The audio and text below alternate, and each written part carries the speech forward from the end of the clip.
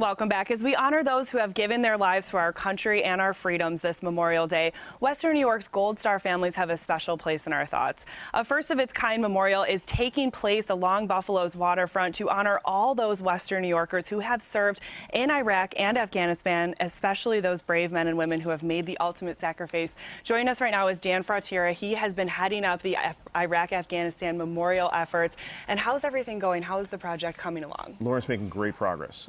We are going to break ground just after July 4th. The ceremony will start construction through July, be finished at the end of August with an unveiling to fall right in behind the September 11th anniversary. So September 13th, we'll actually unveil the memorial at the waterfront. We want to congratulate you on everything. This is a project that the funds that were needed totaled more than $150,000. How have you worked to raise all this money? With an incredible group of people.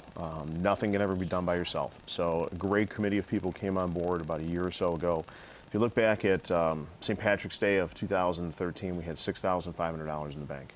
Now we have enough to complete the memorial, pay for the memorial, establish a trust fund to make sure that any future needs are met and taken care of. And the design is really well thought out and inspiring to look at. If you could describe a little bit about it and the materials that would be used for this memorial. Well, there's three main structures to it. The one you don't see in there, there's an eye representing Iraq, and it's offset at the top to give a little bit of the representation of the Twin Towers.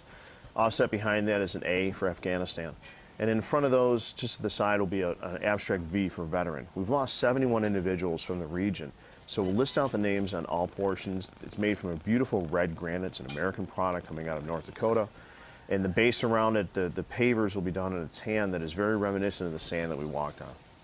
And a lot of the funds needed for this memorial were raised through your Operation 50 runs. We're heading into 5K season right now. People might see you out there with your backpack. If you could explain a little bit about that part of the project. That part came out of something we do in the military, and that's PT. And I became involved with a group called Team Red, White, and Blue here in Buffalo. That backpack, that ruck contains 50 pounds, bears the names of 71 individuals, and I've run in more than 75 competitive miles of races carrying that, including the turkey trot.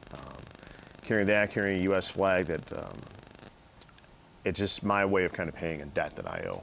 And when you started, the 50 was for the men and women that had died. Right. And now it's up to 71. Now we're up to 71 total names. We've worked very well with the Buffalo News, with you guys, to help identify those and reach out to these families to make sure that these families know that people care, and we're making sure this gets done. That's right. That's what this is, of course, for. So much of the funds needed were raised by the specific families themselves. What does this mean for the Gold Star families here in Western New York, this memorial effort, do you think? Especially looking at it on a weekend like this, when you think about young men and women who have left our region, who didn't come home, who don't get to enjoy the sunrise, who don't get to enjoy a backyard barbecue on Memorial Day, who traded their futures for ours, to let these parents know, to let these families know that we will never forget. We will make sure this is honored. We'll make sure it's in a place of reverence that they can come and sit and spend that quality time. And it also helps us as veterans so that we know we have a place to go to for those that we weren't able to bring home.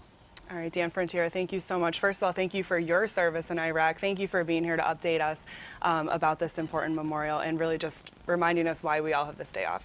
Yes, ma'am. In the first place. So thank you so much. Enjoy the day. All right, let's toss things back over to Emily Lenahan now. It's time for our next .com check of the morning.